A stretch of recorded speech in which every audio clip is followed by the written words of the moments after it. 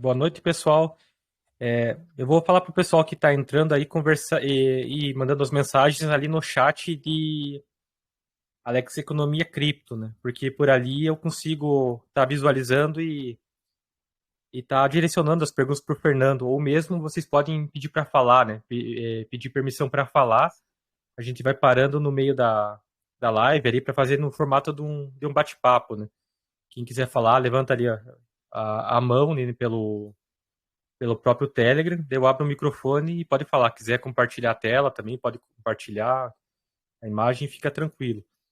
Ou se preferirem também mandar a pergunta via chat ali, tiver com o microfone ruim, também é possível. Daí, caso passe alguma pergunta batida, podem me relembrar ali que eu leio novamente e passo para o Fernando.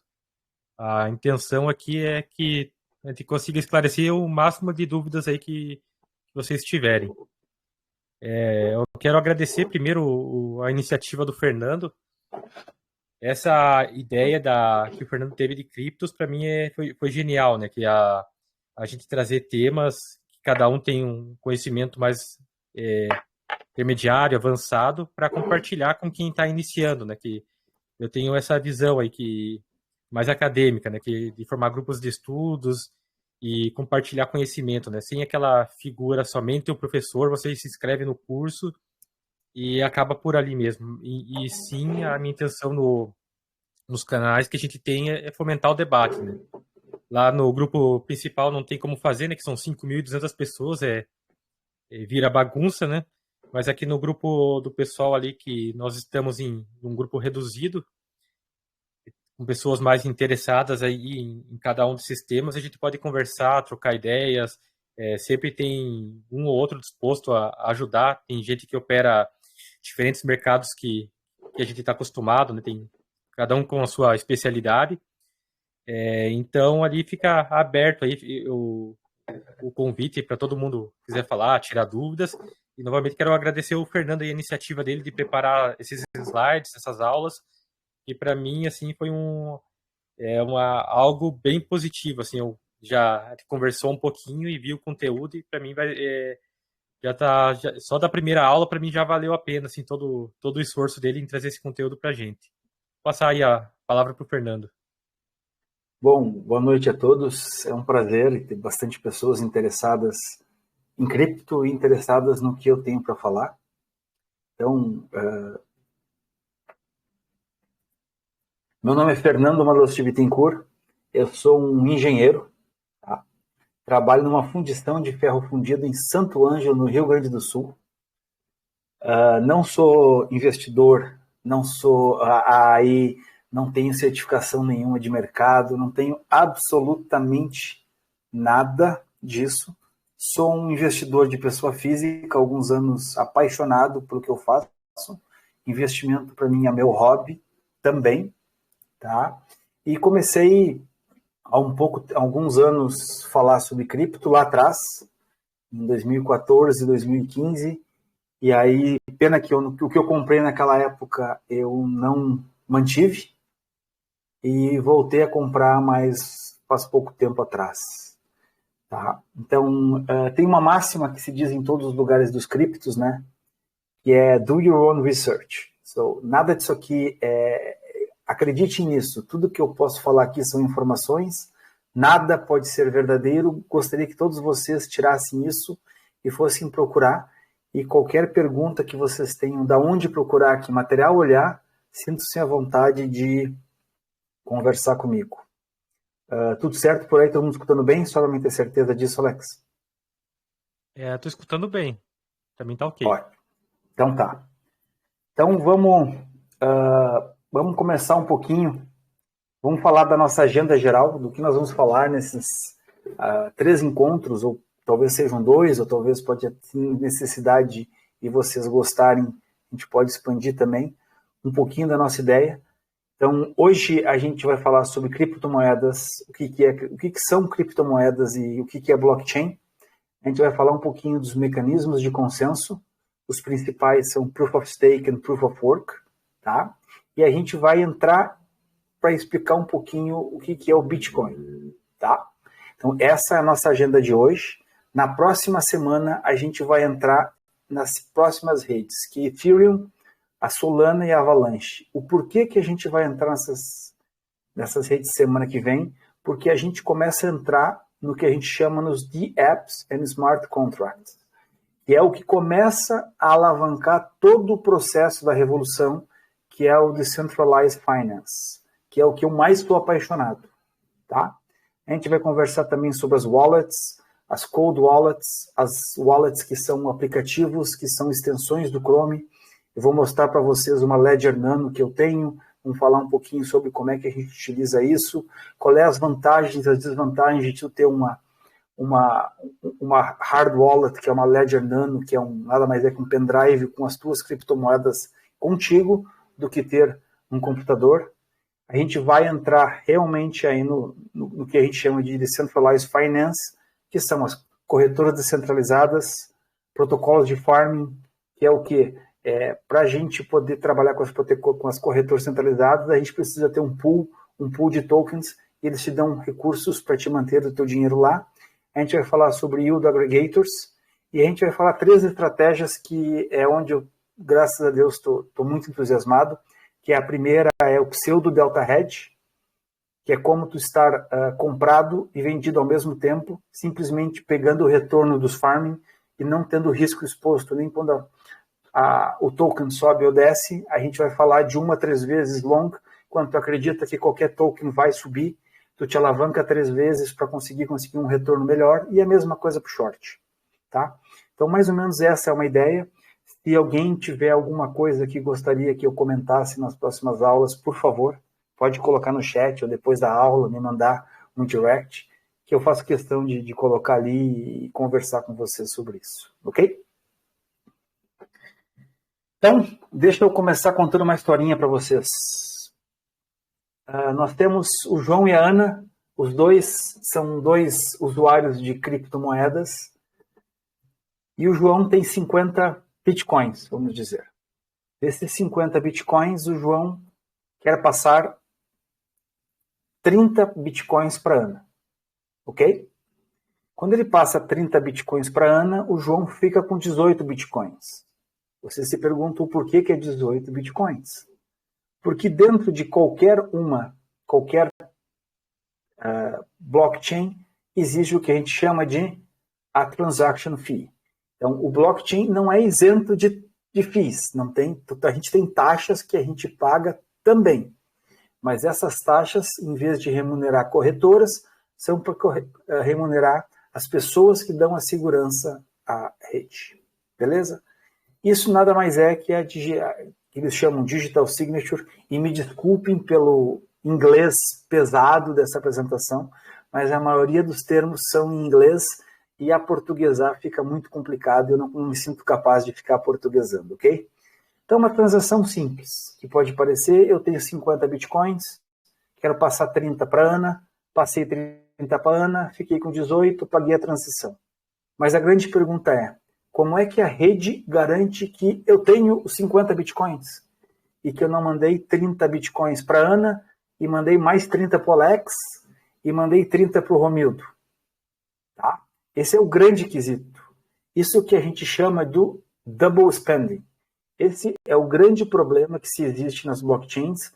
É uma das razões que no passado as antigas criptomoedas, que a gente vai conversar um pouquinho antes do Bitcoin, falharam, porque nunca conseguiram endereçar este problema de maneira robusta. Okay? Nesse momento, quando eu faço essa transação ela é transmitida para a blockchain no que a gente chama de nodes. Então, cada minerador, tá, ele tem dentro do seu computador, ele é um node da rede, tá? Aonde cada minerador nesse node tem todas as transações feitas na história daquela blockchain. Não tem como. Todo mundo tem junto com si todo o ledger da história daquela blockchain. Seja ela o Bitcoin, seja ela seja ela Ethereum, seja ela Solana, seja ela Avalanche, BSC, Todas elas que a gente tem conversado. Ok? Então, nesse momento, os mineradores recebem e a cada 10 minutos de recebimento de transações, acontece o bloco da blockchain, que a gente chama. Então, a cada 10 minutos, um bloco é criado e, nesse momento, os mineradores começam a trabalhar para minerar o bloco, que nada mais é que validar esse bloco, e a gente vai mostrar isso com o tempo, como é que a gente é feito. Na sequência, então, a cada 10 minutos a gente vai criando um bloco, dali mais 10 minutos a gente tem um bloco, mais 10 minutos outro bloco, e isso é o que a gente chama de blockchain. Nada mais do que isso. Uma sequência de blocos validados, encadeados, desde o início da história até o momento de hoje. Qual é a grande função dos mineradores? É validar cada bloco. E qual é o grande segredo disso? Toda vez que um minerador valida um bloco, no começo desse bloco, ele manda também uma mensagem dizendo: validei esse bloco, e esse bloco vem junto com o que a gente chama de Coinbase, que é nada mais é a sua remuneração pelo trabalho de ter minerado. Que hoje, se não me engano, está em 6,3 bitcoins por bloco minerado. Ok? Então, com essa história, eu queria começar a introduzir alguns conhecimentos para vocês e vamos seguir em frente. Então, o que... Fala, Alex. Não, quanto que tá o Bitcoin hoje? Você comentou 6 Bitcoins para minerar um bloco. bloco todo 6,3, ali. se não me engano. 6,3, né? Deve estar uns 43 mil dólares, né? Tá 41 mil dólares, 42. 42 mil dólares vezes 6. Esse é o que a pessoa recebe, ou o que o minerador recebe por minerar um bloco completo. Né? Okay. É dinheiro. Hoje. Então, o que é uma blockchain? A blockchain, na verdade, é um ledger. Todo mundo fala. O que é um ledger? É um livro-razão. É um livro que qualquer empresa, teoricamente, tem, onde tem todas as entradas e as saídas de todas as transações executadas durante toda a história da empresa. Qual é a grande vantagem da blockchain? Todas essas transações são públicas. Se tu comprou um Bitcoin do Alex, vai estar escrito lá: o Fernando comprou um Bitcoin do Alex. Tá? É claro que na rede não existe o nome Fernando e não existe o nome Alex. O que existe é a tua chave pública, o teu endereço, que é uma sequência de caracteres, que depois a gente vai conversar sobre isso, passando para um caractere disso aqui. Se eu souber qual é o endereço público do Alex, eu posso ver todas as transações que o Alex fez na história da blockchain. Existem algumas blockchains que têm o conceito de serem privadas, mas isso são poucas e não tiveram muito sucesso ainda. Segundo, todas elas são digitais, é óbvio, tudo acontece digitalmente, é armazenado nisso. E todas as, como eu falei, a gente registra todas as transações que ocorrem em qualquer determinada criptomoeda, seja ela qual for. Ok? Além de a gente ter tokens, ter dinheiro, ter todos esses aqui, a gente tem enormes usos potenciais para as atuais blockchains e tecnologias que vão se desenvolver ao longo do tempo, e não somente como um gerador de riqueza como o Bitcoin, um gerador de contratos inteligentes como as outras redes, como a Solana, a Ethereum, a Avalanche. Tá?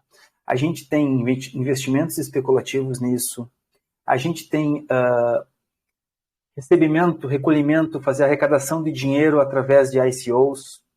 Nós temos stablecoins, que são moedas apegadas o mais comum são ao dólar, mas existem moedas que são stable, que valem $1, ou então são atreladas a certas moedas.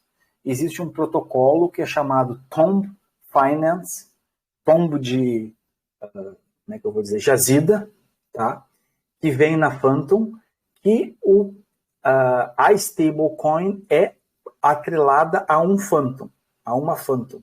E isso não é feito por algoritmos que vão sempre tentando manter o valor de uma Phantom. Tá? Sistemas de pagamento é uma maneira muito inteligente, tá? De manter a história dos sistemas de pagamentos através de uma blockchain. Tá?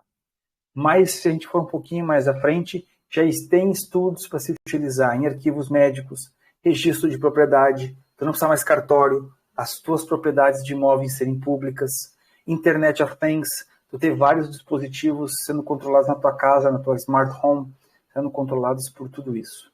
Então, a blockchain não é somente para criptomoedas. Ela é uma tecnologia revolucionária que vai trazer inúmeros avanços em termos computacionais e de registro de várias coisas digitais. A gente pode registrar qualquer coisa digitalmente dentro de uma blockchain. Tá? Fernando, só para lembrar a um caso que teve recentemente, né, que você comentou das transações do que pode ser usado, né? Recentemente lá aqui em Porto Alegre, né, teve aquele caso uma senhora lá que ela queria comprar um imóvel, mas não tinha o dinheiro para comprar 100% daquele imóvel à vista, né? E não queria fazer um financiamento. Mas ela queria fazer um investimento lá. Sei lá, o imóvel valia 1 milhão, ela tinha 100 mil que ela queria investir.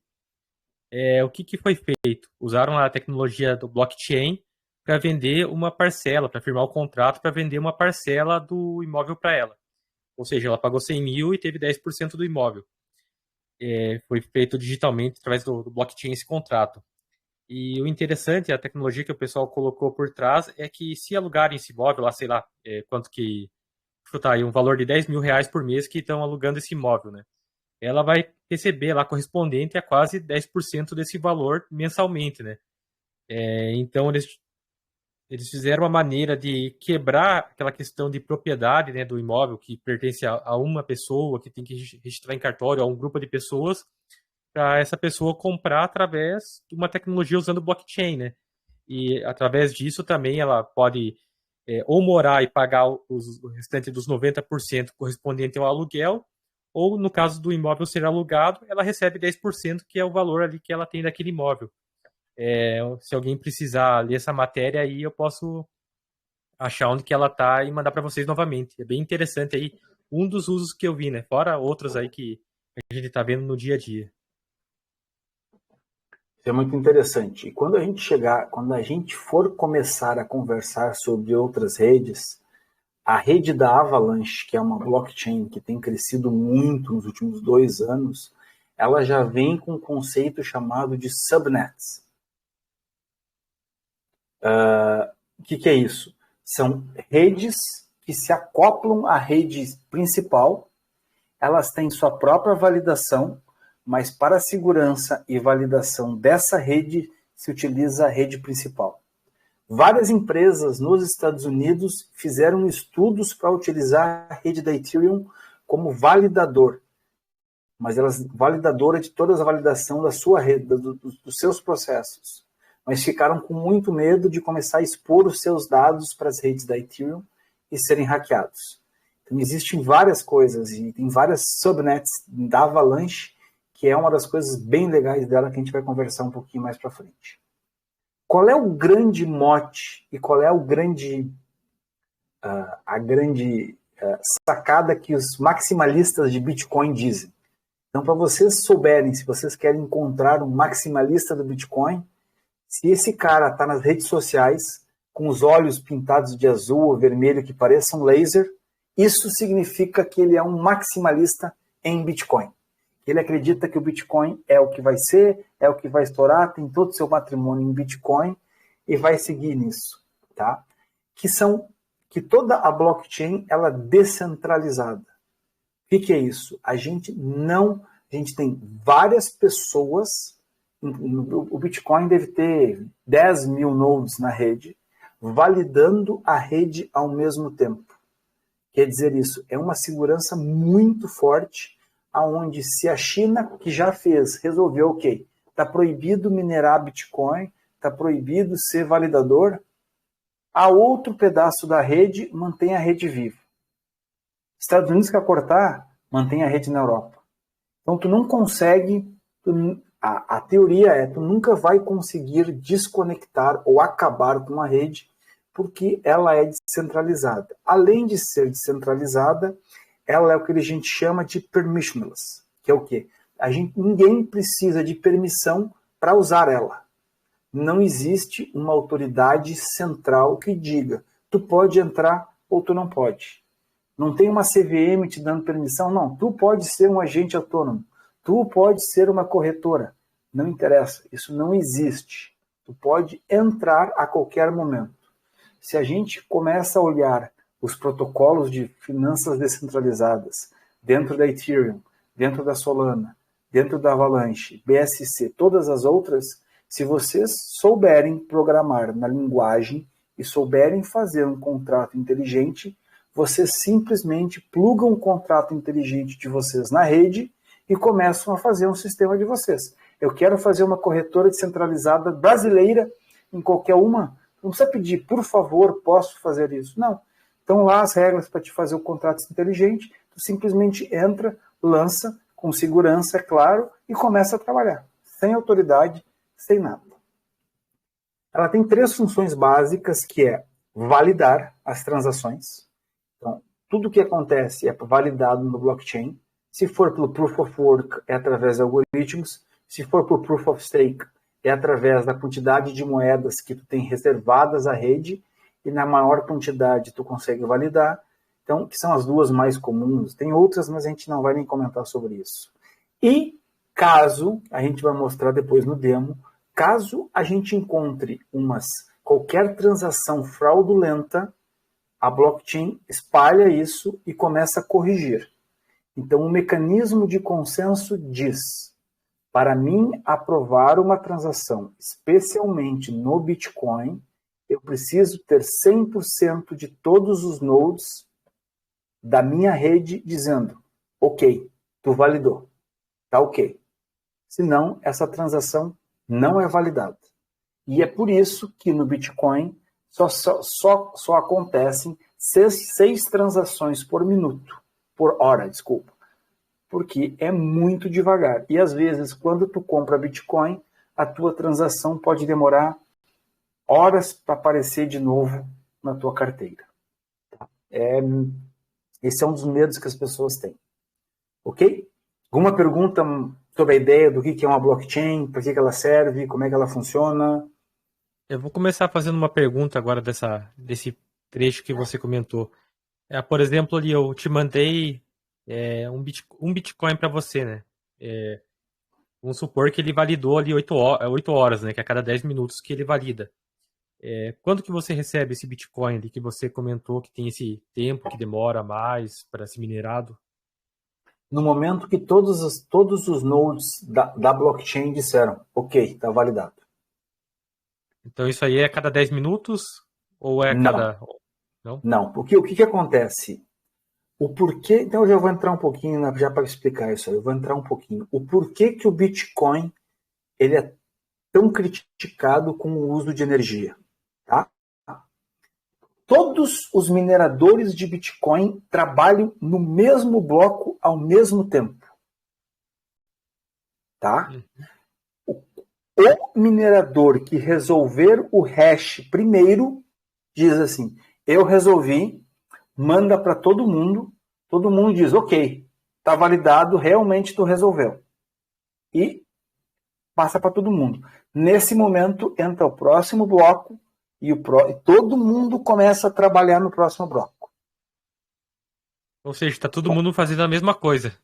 Exatamente. Todo mundo tenta resolver o mesmo problema.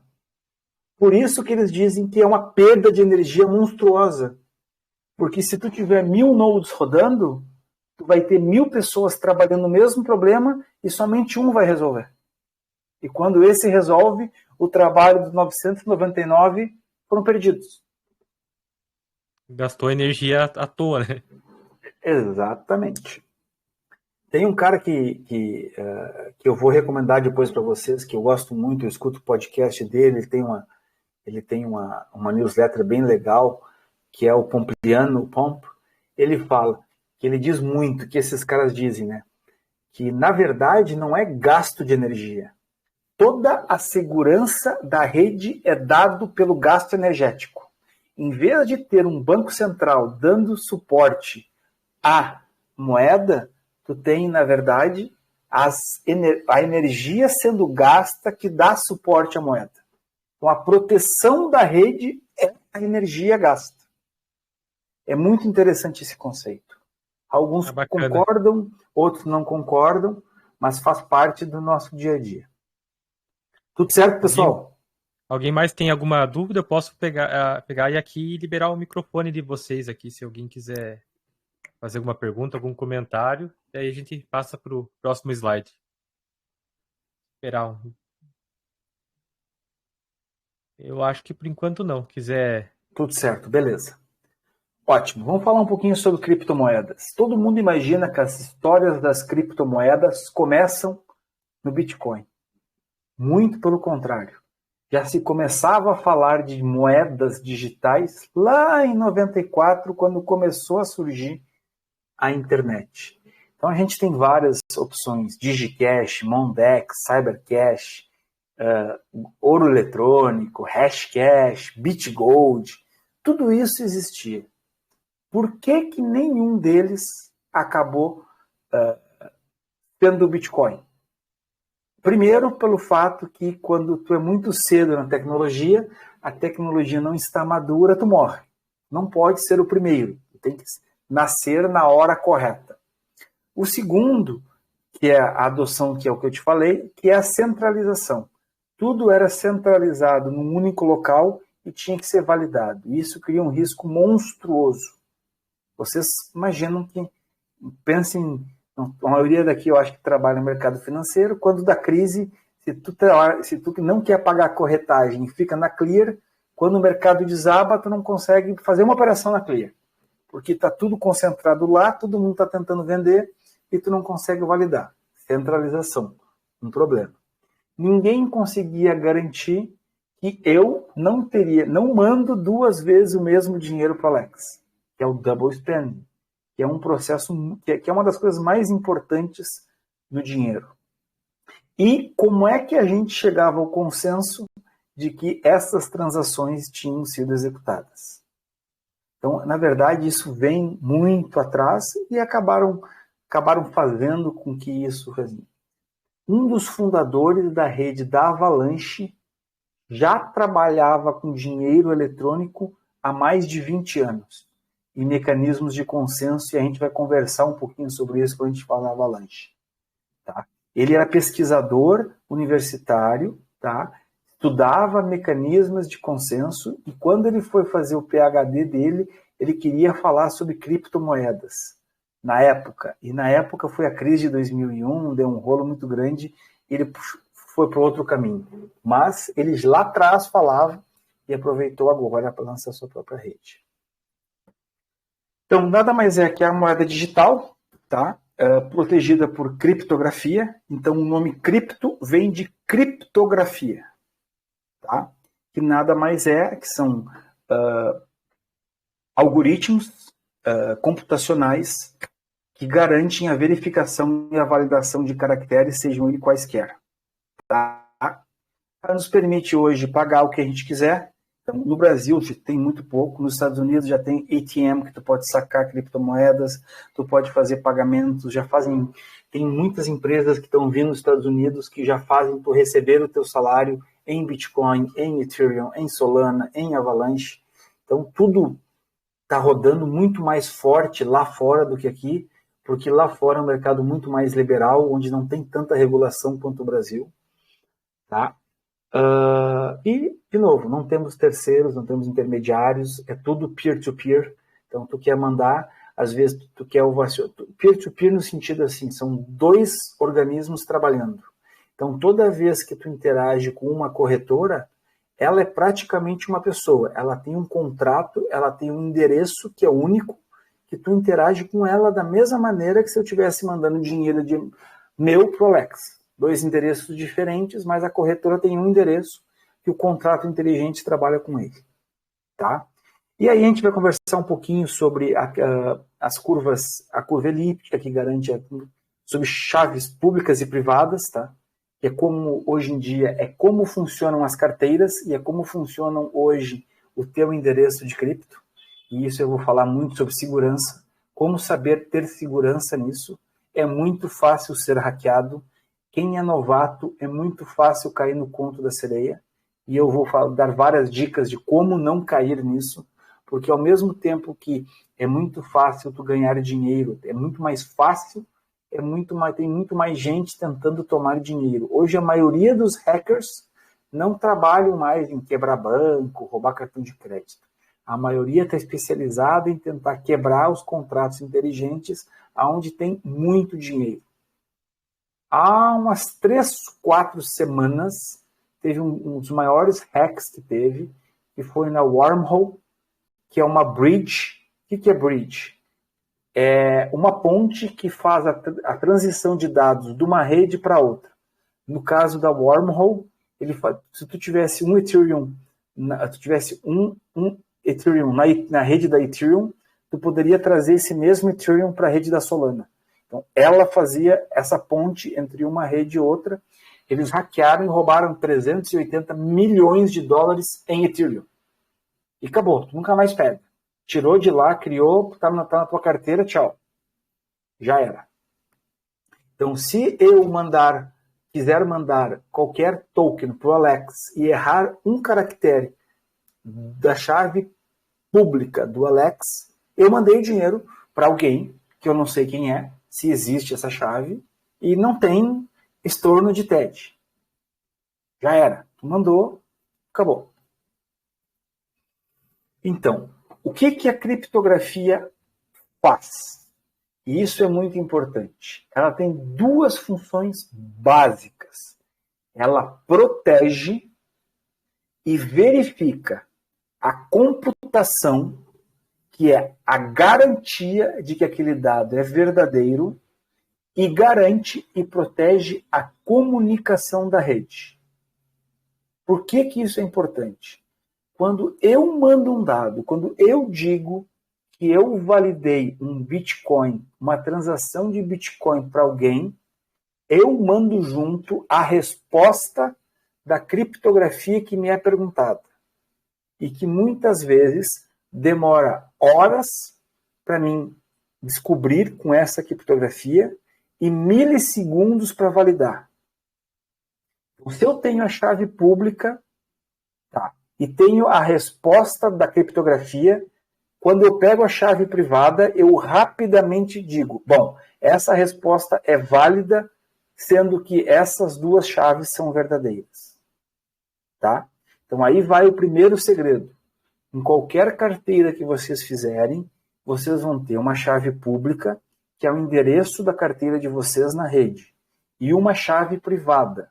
Nunca, mas nunca passem para qualquer pessoa a sua chave privada.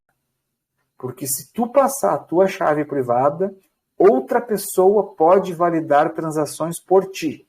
E aí, já era. Tu perdeu a posse da carteira. E o que tiver lá dentro, o cara pode tirar. Tá ok? A gente vai falar muito... Fala, Alex. Eu tenho uma dúvida ali. Para quem está começando, assim, eu quero abrir uma conta na Binance e quero mandar fazer um Pix lá para a Binance, coloco R$100 lá e quero comprar uma criptomoeda. Coloquei R$100 em Bitcoin. É o que eu tenho ali para comprar nesse momento. Nesse momento, eu já tenho uma carteira, eu tenho uma chave pública e uma chave privada, quando eu fiz a conta na Binance? Sim, tu tem, mas ela fica escondida. Tu vai ter uma chave pública que tu pode mandar da tua carteira para a Binance. Sim, tu tem. Tá? Então, mas qual é o grande... Desculpa, Alex, pode falar. Então, essa carteira, no caso, fica atrelada à Binance, ou não? Sim, atrelada à Binance. A tua moeda, o teu token tá sobre a posse da tua, tá na tua chave, mas fica na posse da Binance. E por que isso não é bom? Eu não sei se vocês viram que a Binance congelou todas as contas de criptomoedas dos russos. De novo, quando tu trabalha com algo centralizado, tu está dando poder de controle das tuas coisas para alguém. O segredo das criptomoedas é tu tirar esse controle. Então, é tu tirar... Como é que eu faço? Eu compro na Binance e não deixo nada na Binance. Toda vez que eu compro meu token e logo em seguida eu já tiro da Binance e transfiro para minha carteira. Aí ninguém tem. Aí a posse é minha. Ou está no meu computador, ou está na minha hard wallet. Acabou. Ninguém tira. Ah, bacana, entendi agora. Até que tem aquele caso, né? A pessoa tinha no HD lá os bitcoins lá no começo e ele, eu não sei quantos Esqueceu a milhões de senha dólares e foi embora, né? Foi embora. Tem bilhões de dólares perdidos em carteiras, em computadores que as pessoas esquecem a senha. Isso aí muda muito, não tem o recuperar senha, né? Se você perdeu a senha, você perdeu o seu dinheiro que estava investido ali você perdeu acesso, né, à sua moeda, né? Aquela moeda nunca mais ninguém vai acessar. Show, exatamente. Quando tu cria uma carteira, a gente vai fazer isso ao vivo, na Phantom, que é da Solana, e se o pessoal quiser fazer da MetaMask, que tu pode fazer em várias, tem duas seguranças. A primeira é a tua senha, e a segunda é o que eles chamam de mnemonic words. São 12 palavras que, caso tu perca a senha, tu usa para recuperar a senha. Então tu tem duas chances de errar. Tu errou a senha, mas tu tem as palavras. Com as palavras tu recupera a senha. Se tu perdeu os dois, já era. Aí tu perdeu mesmo. Que no passado não tinha nas carteiras, tá? Isso é uma coisa mais nova. Ok? Então a gente vai falar um pouquinho de hash. O que é o hash? Nada mais é que a impressão digital de algo digital. Tá? Eu vou mostrar para vocês aqui um pouquinho. Algo digital pode ser meu nome escrito, pode ser um livro do Hemingway inteiro, pode ser a biblioteca do Congresso americana inteira, pode ser todo o histórico de transações do BTG digital. Então, tudo pode virar um hash. Essa é a função do algoritmo. E a gente tem duas famílias de hashes que são evoluções. Que é o SHA, que na verdade aqui é o SHA-246, que o Bitcoin usa, que é a família do SHA-2, e o QCAC 256, que é da Ethereum, que é o da família do SHA-3. Então agora eu vou rapidamente explicar para todo mundo o que é o hash. O hash. Bom, isso aqui é uma demonstração, é um site que um professor fez no passado. Eu vou passar para vocês o caminho para vocês entenderem. Então, o que é o hash? É uma sequência de caracteres finitos que são gerados a partir de qualquer coisa. Então, se eu vim aqui digitar o meu nome, Fernando, tem um hash que foi criado. Se eu botar Fernando A, vai ter um hash. Se eu voltar para Fernando, o mesmo hash aparece. Se eu botar 50 coisas aqui, 200 linhas, 225 mil linhas, eu sempre vou ter um hash. Qual é o segredo desse hash? Não sei se vocês notaram, o número embaixo, ele é sempre igual. Vocês estão vendo ele? Ele nunca muda o número de caracteres. Ele é sempre único e do mesmo tamanho. Para quê? Para que as pessoas possam, não tentem quebrar ou descobrir o tamanho da informação que tem ali dentro. Eu posso ter um hash vazio, ou posso ter a biblioteca do Congresso americano aqui, que eu vou ter sempre o mesmo número. Beleza? Isso é um hash. Simples, nada mais do que isso. Vamos complicar um pouquinho. A partir do hash, a gente vai para o bloco. Tá? Qual é a diferença do hash para o bloco? Que ao invés de o hash ter dados e o hash, a gente tem duas informações para frente. Que é a numeração do bloco tá? E o nouns. Da onde é que vem nouns? Significa random number used once. Quer dizer o quê? Um número aleatório usado somente uma vez. E por que isso é importante? Porque para cada nonce, tu pode ter um número X de dados e tu vai ter um hash. E isso vai começar a construir a nossa história. Então, para o hash, para o dado vazio, tá? Eu tenho o hash embaixo. Como é que se valida como é que se minera um dado, um bloco em Bitcoin? Hoje, se eu não estou enganado, tu precisa encontrar um hash com 15 zeros à esquerda. Nesse caso, se vocês olharem aqui, a gente tem um hash com 4 zeros, tá? Vazio. Mas eu quero mandar para frente um hash chamado Fernando. E eu quero que ele tenha 4 zeros. Então, o meu nonce 7268 não funciona, né? Continua não. Eu posso ir tentando um por um. 1, 2, 3, 4, 5, 6. Eu vou tentando. Inúmeros números. Aí vocês devem estar pensando, o que significa essa palavra minerar? É exatamente o que vocês estão pensando. Eu quero achar um nonce que tenha a palavra Fernando e tenha 4 zeros na frente. Está minerando, vai tentar achar aí. Vamos ver, às vezes demora um pouquinho.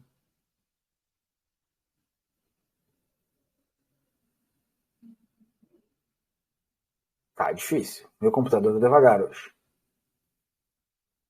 Achou. Então, o número único aleatório que tem um hash que começa com 4 zeros e tem os dados Fernando é esse. Bom, eu tenho o hash, né? Bom, vou mudar o Fernando. Quando eu mudo o Fernando, está vermelho. Quer dizer que não está mais validado. Mudou o hash e não tem 4 zeros. Vocês devem estar se perguntando, mas qual é a lógica disso? A lógica vai começar a entrar quando a gente começa a criar a nossa blockchain. Então, se vocês olharem a nossa blockchain, que nada mais tem que 5 blocos encadeados, que é uma rede, a gente começa com nonce, que não tem nada, tá? Além disso, ele tem os dados, e se vocês notarem, tem mais um dado, que tem o prévio. O que é o prévio? Quer dizer, o bloco anterior. Como esse é meu primeiro bloco, esse é o número 0. E eu tenho um hash com 4 zeros, 4 zeros, 4 zeros. Ok? Assim eu vou para frente. Ok? Mas eu vou mudar meu nome. Vamos botar aqui Alex. Nesse momento, o que aconteceu? Eu mudei o dado no primeiro bloco e todos os blocos consecutivos falharam. Por quê? Porque eles não têm 4 zeros. Por que isso é importante? Porque se eu tenho, podemos voltar, se eu já tenho uma rede encadeada de 5 blocos que foram minerados e a informação foi passada para frente, eu tenho que ter uma maneira de confirmar que nada para trás está sendo mudado. Se eu mudar, tudo dá problema. Agora, se eu minerar o AS, ele vai achar um número. Pô, tá devagar hoje.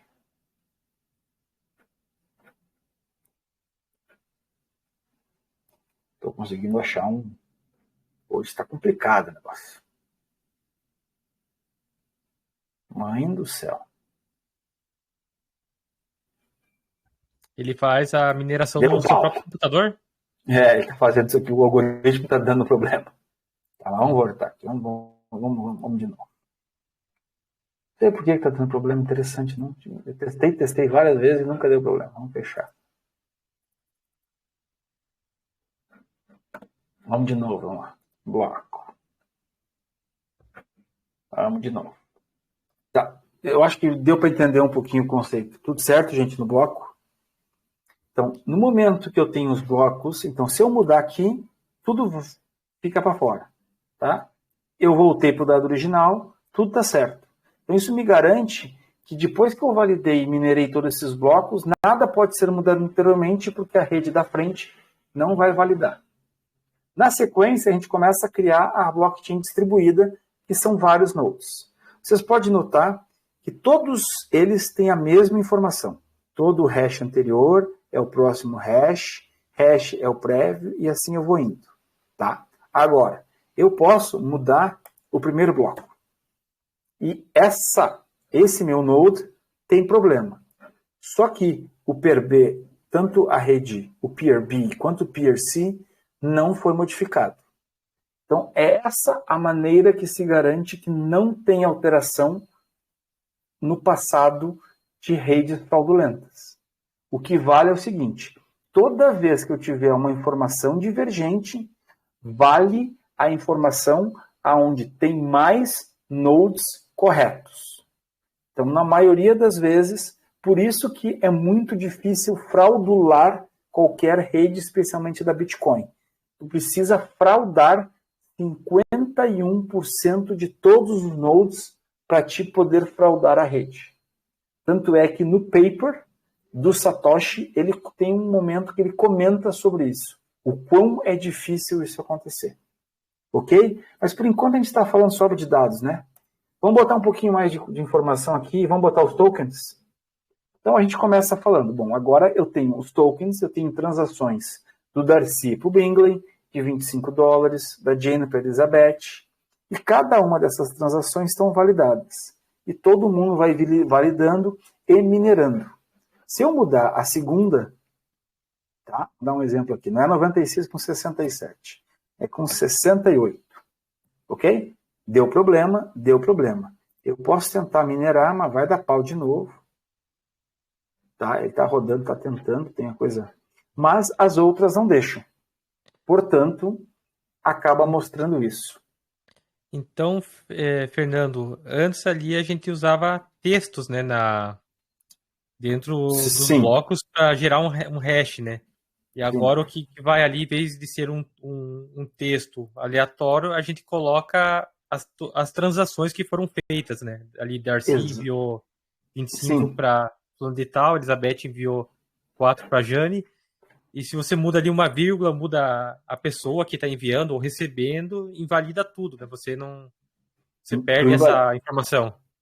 Sim, exatamente. E essa é a maneira que a gente dá segurança para o que a gente está falando. Vamos tentar ver se no outro navegador isso vai embora, sem dar problema. Aparentemente não, vai dar, tá demorando um pouquinho. Ontem não demorou, interessante, né? Ontem eu conseguia fazer isso. Tá, abrir aqui, qualquer coisa eu abro aqui também. Não, tranquilo. Mas deu para entender um pouquinho, pessoal? Tem alguma dúvida? E para terminar, deu pau de novo. Mesma coisa. Interessante, cara. Ontem você me mostrou rapidinho e estava funcionando 100%. Perfeitamente. Interessante. De novo. Essa parte, para mim, é a parte mais difícil assim, de entender de como que vem o blockchain, como que funcionam as transações, e então, eu acho bastante importante para a pessoa entender o conceito, né? Da onde que surge tudo. Então, assim, como é que funciona? Eu não comentei para vocês que existe lá no começo do slide, existe uma coisa chamada Coinbase, que é quando eu minero um bloco, eu recebo a validação, que é chamada de Coinbase, que é o fee para mim ter executado essa função. Então, dinheiro não sai do nada, né? Então, na primeira transação minerada do Bitcoin, vamos imaginar que seja o Bitcoin, tá? Aqui, o Anders validou o bloco e recebeu $100, ok? Ele passou para todo mundo que o Anders recebeu $100. Na próxima transação, a Sofia, o Lucas, a Emily e o Madison já estão recebendo 15, 30, 40, $60 do Anders. Como é que a gente pode minerar e afirmar que isso é verdade? Porque no bloco anterior, o Anders recebeu $100, 100 tokens. E assim por diante começa a rede. Então, imaginem que o bloco A disso aqui é o primeiro bloco minerado do Bitcoin, aonde foi criado a primeira moeda. Então, para cada bloco minerado, lá atrás você recebia 400, 500 bitcoins. E aí começou isso a fazer. Aí mais pessoas começaram a minerar, mais pessoas começaram a ter bitcoins e mais pessoas começaram a ter a possibilidade de transacionar Bitcoin. Imaginem para vocês que em 2011, 2012, se comprava uma pizza por meros 3 mil Bitcoins. Imaginem 3 mil Bitcoins no valor de hoje. O cara está milionário. Gente, eu sei que isso aqui talvez ficou meio complicado, que eu não consegui fazer os botões funcionar, mas todo mundo entendeu a base por trás disso? Se não, por favor, abra o microfone e pergunte. Se quiser aqui, se alguém tiver uma dúvida, eu abri o site. Para mim aqui, a princípio, parece que está funcionando, né? Eu apertei minerar, ele rodou e validou ali. Qualquer coisa, eu posso compartilhar a tela, você vai me falando. Ou todo mundo entendeu, ou está todo mundo perdido. Eu deixei aberto o microfone ali, se alguém tiver alguma dúvida ali sobre... Desde o começo ali, o hash, o bloco, depois vira o blockchain, e depois vira os tokens, né? Que é uma sequência. Pode perguntar, a gente faz a simulação de novo.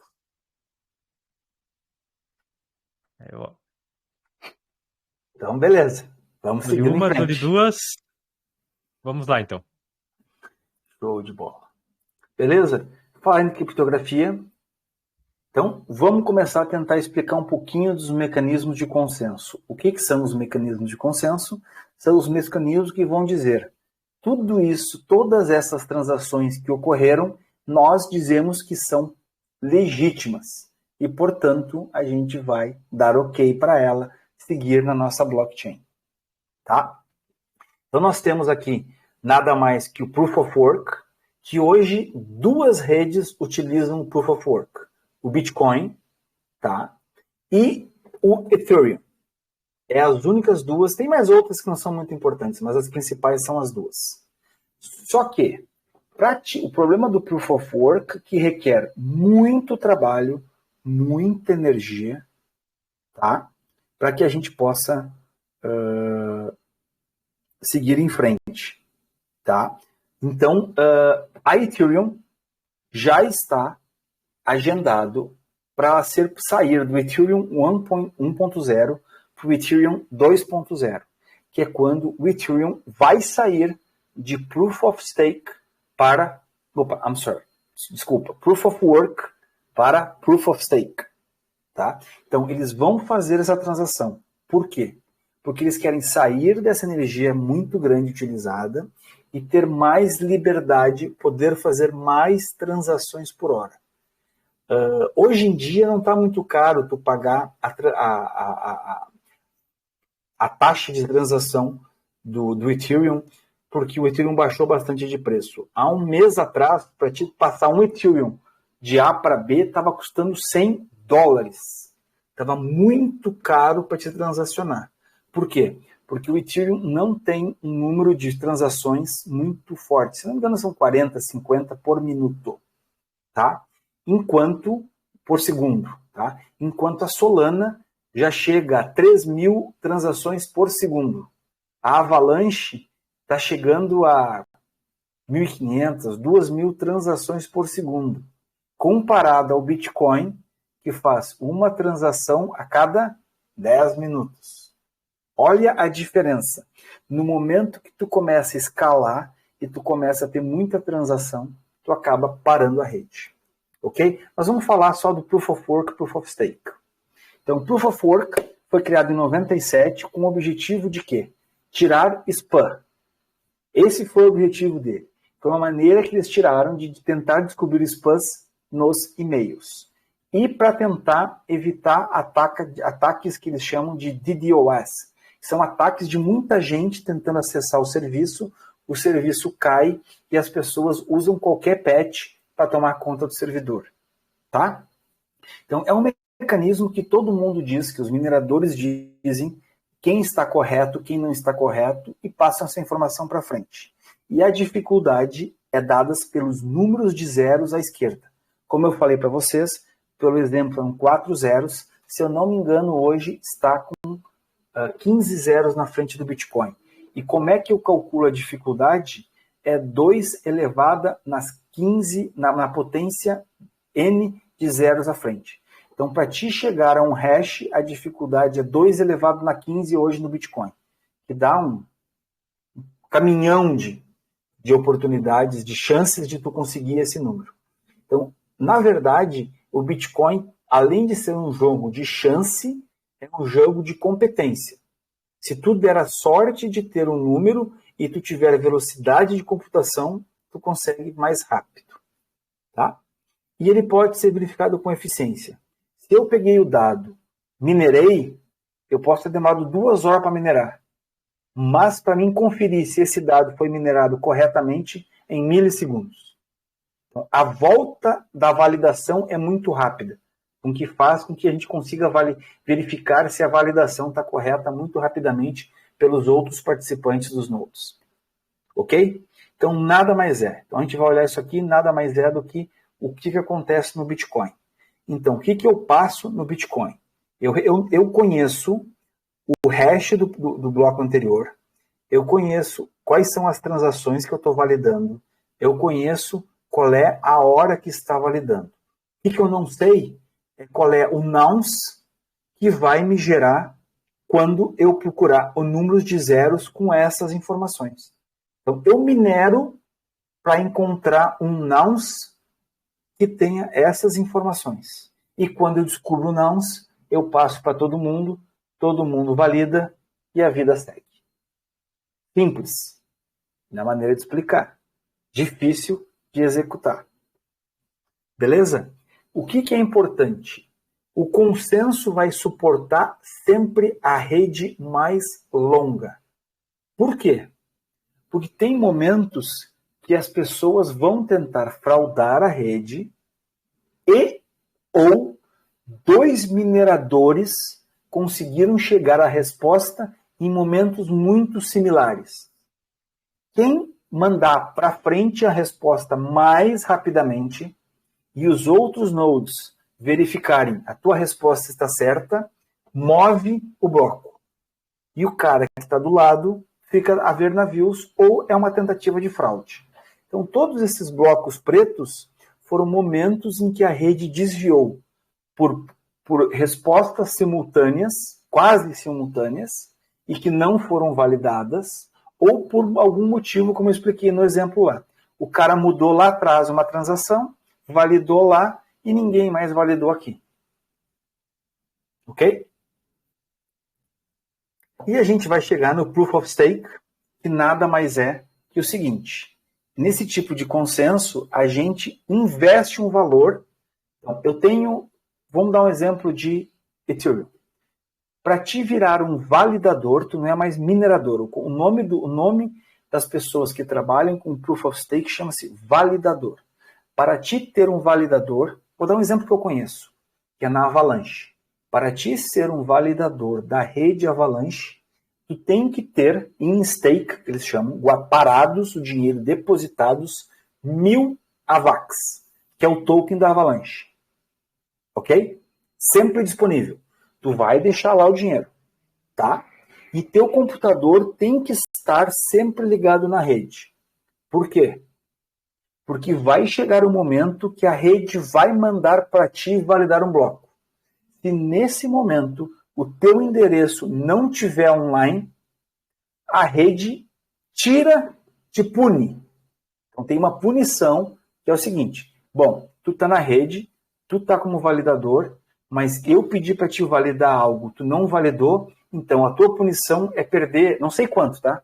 Perder 10 AVAX. Eles vão lá e tiram 10 AVAX do teu pool. Acabou, tu perdeu. Então, tu tem incentivos para deixar o dinheiro lá e tu tem penalizações para te deixar o dinheiro lá e não estar validando.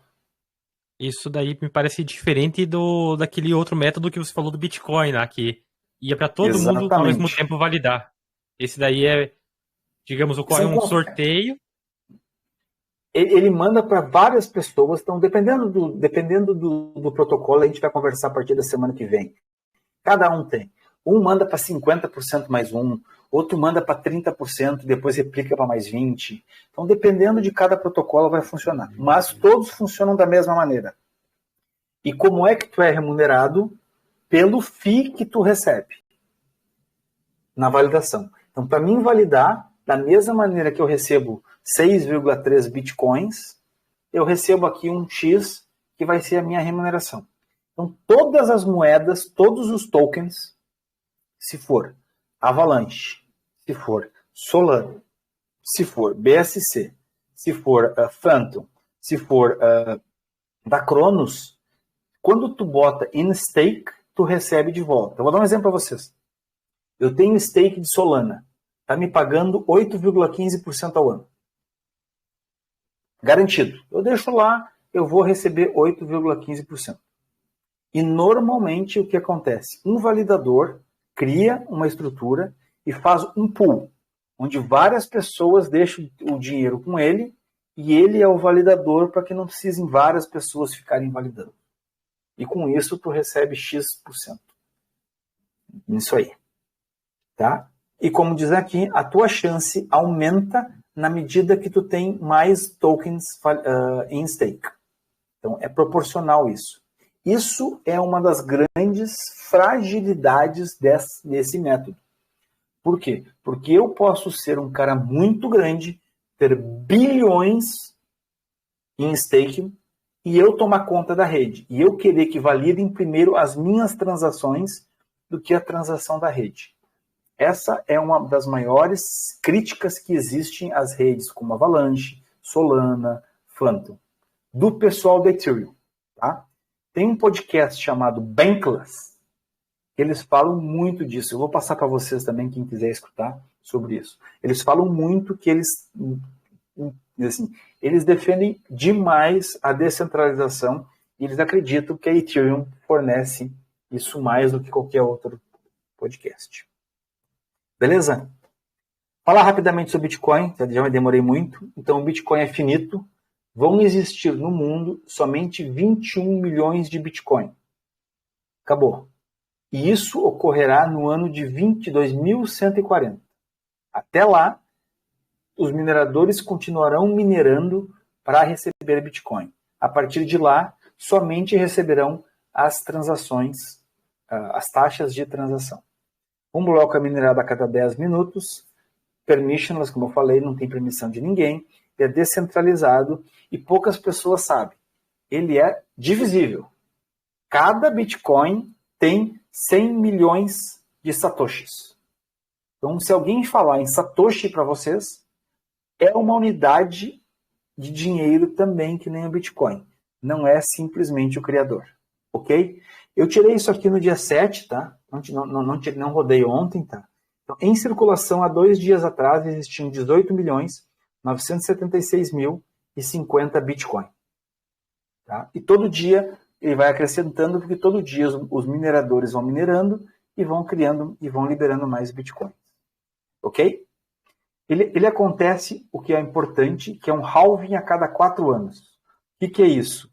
A cada 4 anos, a recompensa por minerar um Bitcoin cai pela metade.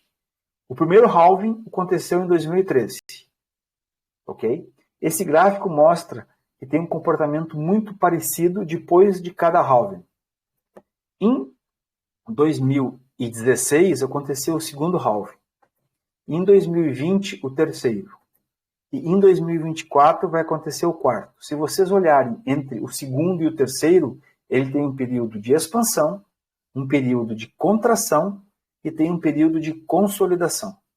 Se a gente, como é que eu vou dizer assim, extrapolar esses comportamentos para o próximo halving, nesse momento nós estamos no período de expansão de valor.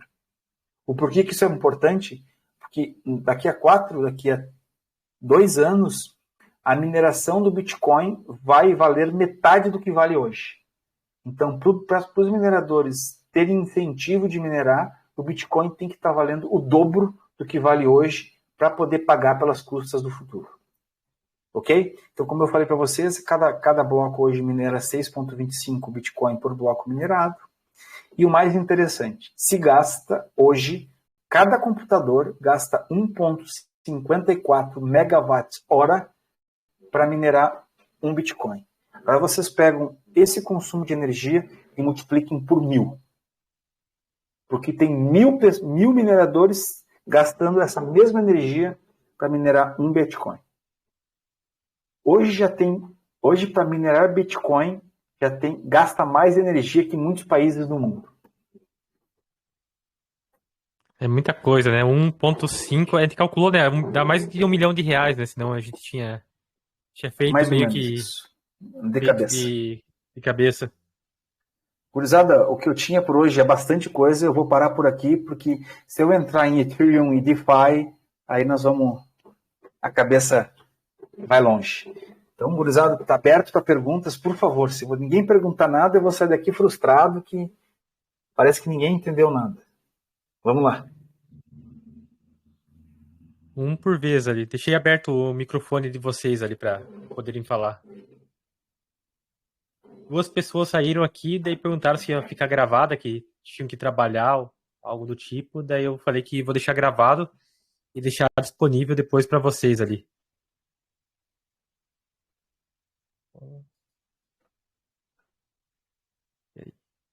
E aí, pessoal, estão conseguindo falar ou não? Não sei se algum problema aqui ou não.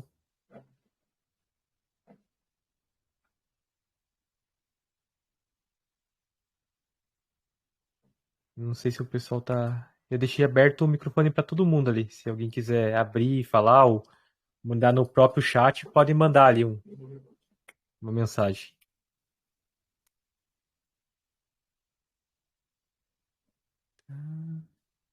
O pessoal tá escrevendo lá. Mas quiser abrir o microfone, pode abrir aqui o microfone. Não precisa abrir a câmera, abre o microfone, pode falar, a gente vai conversando. E eu achei bem bacana o site, né, que você passou ali para você entender o conceito, né? Como que você faz a questão da mineração ali, para mim, tudo, o principal conceito tá naquilo ali, né? Que você Sim. tentar visualizar o que está acontecendo, né? A partir que você entende o princípio, você começa a compreender as coisas que acontecem por trás, né? O funcionamento, né? Por isso que eu achei a parte mais importante, assim, de tudo, assim, que foi falado, né? O pessoal tá agradecendo ali. Cara, MT, não sei o teu nome, deve ser algum nome. Muito obrigado. O prazer é meu.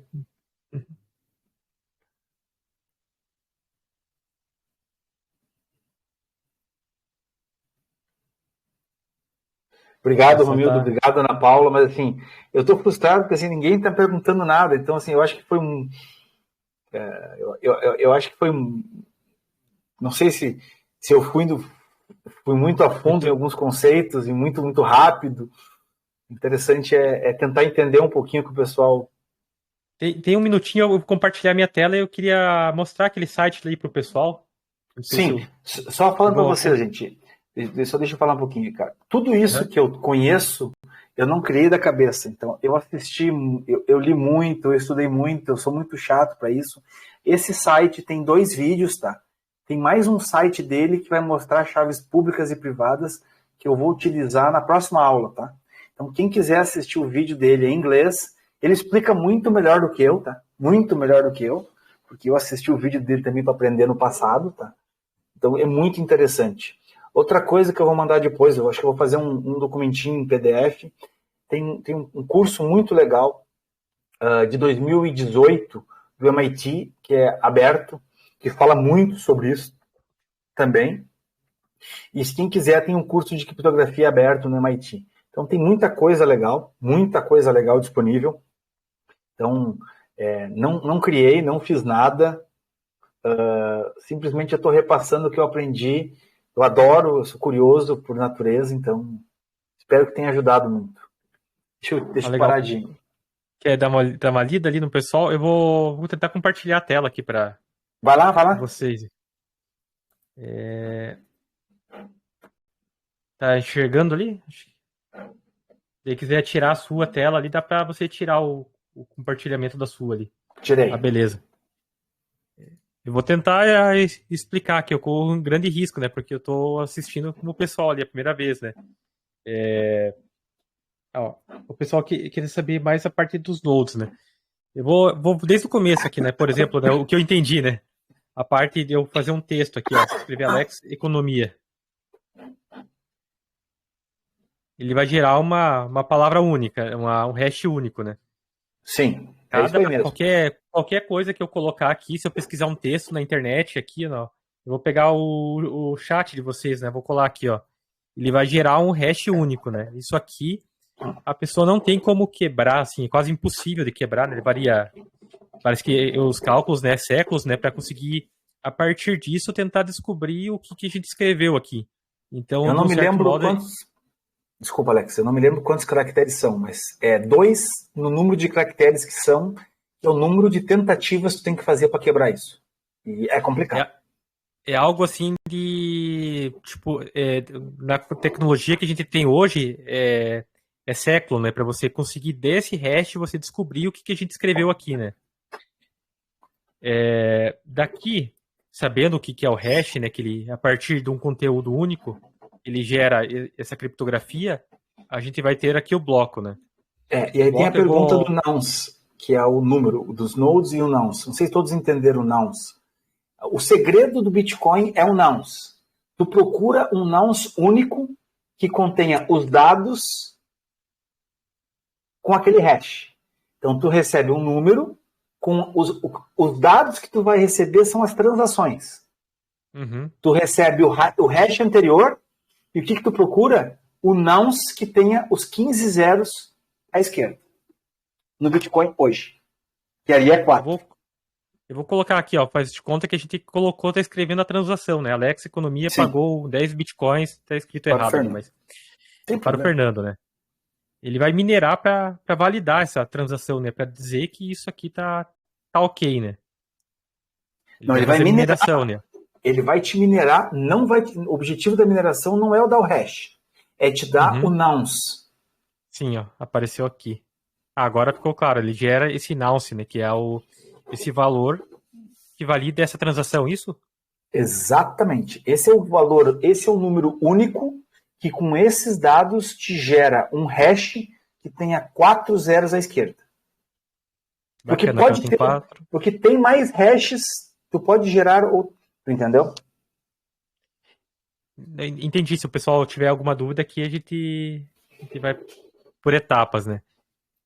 É, eu só não entendi uma coisa aqui, ó. Vamos mudar aqui, ó. Vamos fazer uma outra simulação. Eu quero pagar 100 bitcoins, ó. Isso aqui já não tá válido, né? Isso aqui é uma... Não, porque não é, aqui, com esses dados, o nouns não tem 4 zeros. Se tu botar ó. minerar agora, ele vai procurar um nouns que te dê um hash com 4 zeros à esquerda. Esse é o processo de mineração. Ele É vai a conseguir procura, achar achou rapidamente 4. Que é esse o número. um hash que com 4 zeros antes que gera Deu um o número nonce ali, né? único. Beleza. Tá. Agora a gente sabendo como funciona um bloco, blockchain, né? Que é do inglês lá, é encadeamento de blocos, ou cadeia de blocos, né? Aqui eu posso colocar aqui, ó. Exatamente. Alex pagou 10 BTC para Fernando. Beleza. E Agora, daí para aqui, esse, né? Daí tá aqui eu tudo vou. teu. Eu tenho que Então, validar como é isso que daqui, né? tu valida esse, tu valida o primeiro bloco. E vocês vão notar que a hora que validar o hash anterior, já vira o próximo. Tá vendo que no bloco 2 ele simplesmente pegou o próximo hash? Então, Aqui só o bota hash. minerar. O O hash hash que entrou aqui. virou o hash prévio no 2. Bota minerar, por favor, Alex. Não preciso colocar transação nenhuma, vou colocar só Não bota para nenhuma. minerar. Minera. Beleza, já achou o próximo hash. Minera. Achou o próximo hash. Minera. Achou o próximo hash. Minera. Achou o último hash. Então, Ele esse finalizou é o aqui. processo. O porquê que isso é interessante? Porque se tu for lá, em vez de botar 10, bota 20 no primeiro. Tá. 20. A tua rede toda tá fora. Então, tu Isso aqui não tá tem inválido. como... Tudo é inválido. Então, tu quer dizer que a tua rede inteira é fraudulenta. Porque está mudando uma transação lá de trás do bloco. Uhum. Então, por isso que a pessoa não tem como fraudar, né? Ir lá atrás, mexer no livro caixa, digamos assim, da empresa, dizer que mudar uma vírgula ali para aumentar o que ele recebeu ou pagou, né? Teria que minerar Exatamente. tudo novamente, mas não é só você que está minerando, né? É todos esses 1000 nós, que estão validando ao mesmo tempo. É toda a rede que está validando ao mesmo tempo, né? Então não Eduardo, tem está assim. perguntando? Isso, eu queria perguntar aqui, por isso que é tão difícil, então, hackear a blockchain, porque quando tu vai hackear, por exemplo, uma anterior, a próxima não vai ser validada. Daí, quando tu conseguir hackear a próxima, já tem que hackear a outra, daí quando vê, já vai ter mais adiante, mais blocos adiante, e no caso, tipo, tu vai ter que ficar fazendo isso infinitamente teria que ter um poder de velocidade muito grande de processamento, no caso. Perfeitamente, mas não só isso, Eduardo. Entra no distribuído, por favor, Alex. Tu pode hackear, mas é um exemplo, tu é o Peer A, tá? Tu hackeou lá atrás, ok? Quando tu minerou, e é diferente dos outros. Você pode notar que o hash do A é diferente do B, que é diferente do C. Tu minerou tudo certinho. Tá? Beleza, mas os hashes são diferentes. Nesse mesmo tempo, quando tu terminar de minerar o quinto bloco, tu vai mandar para a rede. Ó, esse é o meu resultado da mineração desse bloco. O Peer B e o Peer C vão dizer, opa, tem problema. Então, é aquilo que eu falei. Um dos grandes segredos do hash e da blockchain é proteger a comunicação. Então, eu tenho dois peers que estão me dizendo que eu tenho um hash diferente do A. Então, no mecanismo de consenso, diz o seguinte, ganha quem tem mais pessoas validando o hash. Então, tu consegue hackear um node, um peer, mas tu não consegue hackear a rede, porque a rede vai dizer, esse bloco é inválido, não vale. Mesmo que tu tenha encontrado 15 zeros. Não, ficou claro agora. Não. Só quando bota essa tela aqui que a gente entende melhor daí no caso aqui. Vai mudar uma, só que os outros vão estar, né? Ele teria que mudar todos, que é. Por isso que o Satoshi fala, e vou mandar para vocês o white paper que a gente chama, que é quando vocês escutarem white paper em blockchain, em qualquer criptomoeda, significa o documento que está apresentando o projeto para a comunidade. White paper é isso, tá? Não imagine que seja outra coisa. No white paper do Satoshi, ele comenta o que tu precisa para tomar conta de 51% da rede. O quão é difícil isso acontecer. Nos dias de hoje é praticamente impossível. Porque tamanho a necessidade computacional que tu precisa para fazer isso. Perfeito. Uma dúvida aqui que ficou, Fernando, não sei se... aqui você comentou assim que o Peer A, o nó A, né? Sim. Ele se comunica com os demais, né? Eu não sei se ele tem comunicação. Eu tenho como ver aqui o que liga eles aqui é o hash, né? O hash Sim. aqui tá ligado no prévio. E aqui tem alguma ligação entre...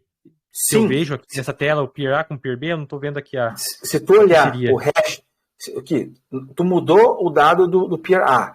Então o hash dele é 00012, tá vendo?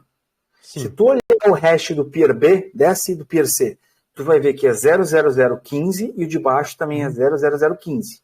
Então quer dizer o quê? Eles se comunicaram e eles receberam esse hash e a partir desse hash eles começam a ir para frente. Então por isso que é fácil comparar transações fraudulentas. Porque tu compara os hashes e tu diz, opa, esse hash não está igual à rede. Então, esse hash é fraudulento. Não segue. essa Beleza. rede. E no caso aqui, eu teria que ter essa mesma informação que está aqui no começo dos outros blocos, assim, a mesma transação aqui teria que estar aqui ou não? É outra coisa. Se tu botar Alex pagou 10 e Alex pagou 10, tu vai ver que tu vai... Agora, bota minerar. Ele vai dar o mesmo que em cima, vai dar o mesmo embaixo. Ele vai gerar a mesma coisa. Vai gerar a mesma coisa, porque o algoritmo é um só. Tem que gerar a mesma coisa. Senão é problema. Sim. Tá? Entendi. Richard, não sei se é Richard que pronuncia, mas deve ser. O que eu acho, Daniel? Primeiro que eu não sou professor, muito obrigado, mas não sou professor, eu sou um contribuinte. O que eu acho a respeito do mercado Bitcoin? Eu vou te dar a minha opinião, que é diferente das pessoas, tá? Eu tenho uma moeda no mercado Bitcoin, que é Ethereum, e eu estou tirando de lá. Eu não confio em nenhuma corretora centralizada para criptomoedas. Eu prefiro ter todas as minhas moedas de minha posse. Aí tu vai perguntar, mas Fernando, tu me falou que tu tem Ethereum no mercado Bitcoin. Sim, tenho, porque na época a transação custava $100 para mim tirar do mercado Bitcoin e botar para minha carteira. Então, 30% do valor que eu tinha em Ethereum lá era a transação. E no momento eu não fiz. Tá? Mas eu vou tirar. Tá? Então, eu vou mostrar para vocês como executa isso e como ter. Tá? Qual é a minha estratégia antecipando para vocês? As moedas, os tokens que eu tenho para longo prazo, todos eles ficam na minha carteira. Eu vou... Tá guardado no outro quarto. Que é a minha carteira Cold, que a gente chama, que é um pendrive, que eu vou mostrar na aula que vem. Que é a minha Ledger Nano. Tá? Todas as moedas que eu uso para fazer transações de DeFi, eu fico na minha carteira, que eu vou mostrar para vocês agora. Tá? Posso compartilhar de novo, Alex? Rapidinho eu mostro para vocês, tá? Aí fica para vocês entenderem um pouquinho disso aqui.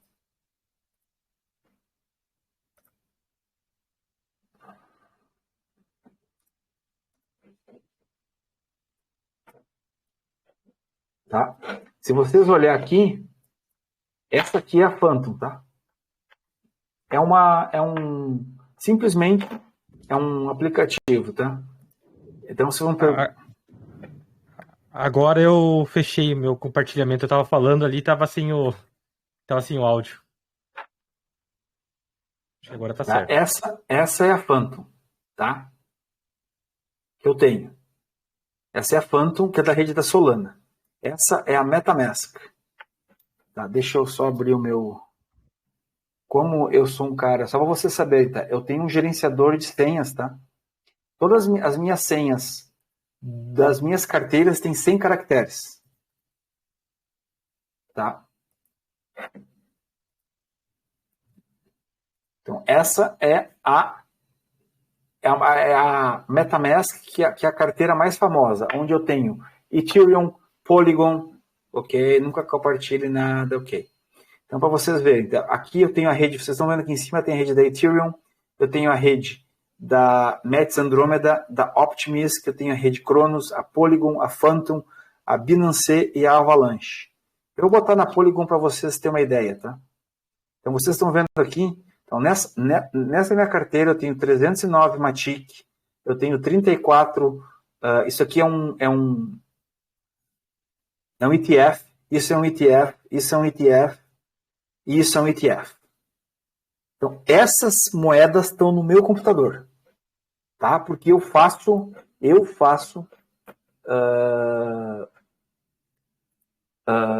transações frequentes com elas. As moedas que eu tenho para longo prazo, elas estão na minha carteira, separada no meu computador, numa carteirinha, que fica escondida na minha casa, que ninguém sabe onde é que está. E eu tenho as palavras, as 12 palavras escondidas em 6 lugares da minha casa. Se eu, por um acaso, perder, alguém botar fora, alguém achar um dia meu papel de palavras, eu ainda tenho outros 5 lugares. Eu não quero correr o risco da moeda valorizar 1000 vezes e eu descobrir que eu perdi a senha. Essa é a minha estratégia. Não sei se foi clara. Bacana. Deu para entender muita coisa. O Richard, ele saiu da live, mas ele me saiu e mandou mensagem antes, né? Ele escreveu a pergunta no chat ali, acho que ele não estava conseguindo ouvir. Mas depois vai ficar gravado, ele vai ver ouvir a sua resposta. Show. Mas sobre fundamentos para analisar se o projeto de cripto pode ser promissor. Vamos lá. Como é que tu começa? Primeiro, tu tem que ler o white paper. O que o projeto se dedica a fazer. Primeira coisa. Segunda coisa. Seus desenvolvedores são críveis. Porque a maioria desses desenvolvedores já tem uma história dentro da rede, em outra rede, para desenvolver. Terceiro, tu olhar, porque sempre atrás desses projetos, vocês já devem saber que sempre tem uma venture capital por trás. Eles já estão no mundo cripto, tá? Os caras são rato de dinheiro. Os caras vêm onde tem dinheiro, estão.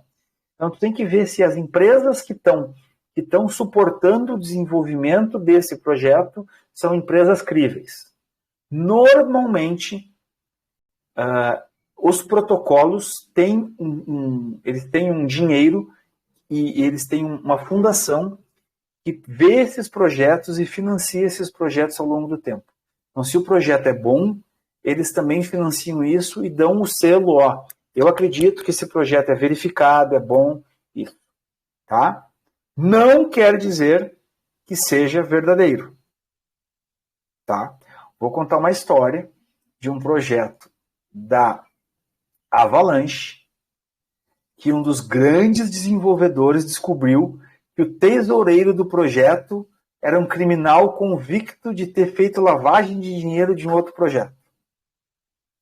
Por quê? Porque vocês vão descobrir que na rede das criptomoedas não existem nomes. Existem pseudônimos e as pessoas normalmente são anônimas. Elas não revelam suas identidades. Por quê? Porque tem muita gente com muita grana nisso. Então, é jogo de cachorro grande às vezes. Esses caras que criam um projeto e de uma hora para outra junta 2 bilhões de valor agregado, esses caras fizeram 100 milhões. Rapidinho. E esses caras não querem aparecer. Tá? Então, Romildo, é assim. É como eu falei no começo. Faça a tua própria pesquisa. Estude. Entenda. E se você tiver dificuldade, me manda uma mensagem. Pergunta o que tu acha. Hoje em dia, está mais difícil tu começar a entrar nesses projetos no começo, porque esses VCs já estão botando dinheiro antes de ti e botando dinheiro grande, por um percentual do projeto dos tokens. Mas sempre tem opções. Eu vou mostrar para vocês, tem sites na Solana e na Avalanche que tu pode participar desses projetos no começo. Comprar as moedas baratas e revender, ou então acompanhar o crescimento. É que nem investir em startup, né? É um risco altíssimo, né? Mas pode ser que uma ali suba 1000 vezes, 10 mil vezes, né? Ou pode ser também que você perca todo o seu capital ali naquele projeto, né? Que não tenha futuro, né? Sim. Isso. Bacana. O pessoal agradecendo ali. O pessoal pediu suas redes sociais ali. Você já tem rede social? Eu tenho rede social, vocês vão descobrir que eu posto muito pouco. Então me achem aqui no grupo, me perguntem, me mandem direct. Vocês não esperem que eu poste isso aí em rede social. Por mais que eu possa parecer extrovertido, eu sou muito introvertido. Eu tenho lá eu uso rede social para 2 coisas, tá? Primeiro, filtrar conteúdo, tá? E segundo, receber informação. Tá? Mas que é como eu faço. Então, é para isso. Eu posto muito pouco, deveria postar mais. Obrigado, cara. Corretagem geral, não tenho nome, mas obrigado. Valeu. Qualquer coisa ali, tiver dúvida, Romildo, manda no grupo ali, até a sua dúvida pode ser a dúvida de outro e a gente vai conversando ali. Mas quem quiser me seguir, trocando ideia. É esse o meu nickname. Esse aí no Instagram ou no... É no Instagram e no Twitter. Ah, beleza, vou seguir lá. Eu não sei se eu sigo você ou não, vou conferir agora lá. Então, de novo, gente, eu que agradeço a todos, tá? A gente deve estar chegando, deve ter falado demais. Para ser 45 minutos, nós já estamos aí quase 1h30. Espero ter ajudado, tá? Quem tiver qualquer dúvida, qualquer pergunta sobre o que nós conversamos, me manda no grupo do Cripto ou me manda no direct que eu respondo para todos, tá?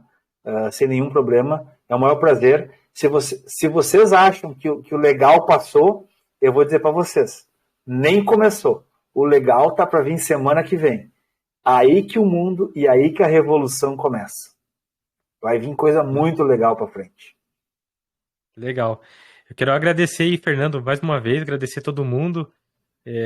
Para mim foi uma aula muito interessante. Eu convidei o máximo de pessoas porque eu sabia aí que o conteúdo ia ser muito bom, né? Então, agradeço mais uma vez. Quem tiver dúvida, manda ali no grupo que a gente pode até tirar as dúvidas nas próximas aulas, fazer um teaser, né, que nem você fez ali, fazer um videozinho ali, explicar, conversar, porque é errando, estudando e conversando que a gente se aprende, né? Então, Com daí é o certeza. meu Pode. agradecimento para todo mundo aí que estava aí com a gente até o final. Valeu, gente. Valeu, Alex. Valeu, Valeu. obrigado pela oportunidade de poder compartilhar, porque eu acho que a gente aprende dessa maneira. Abração, até mais, pessoal. Boa noite. Até mais. Valeu.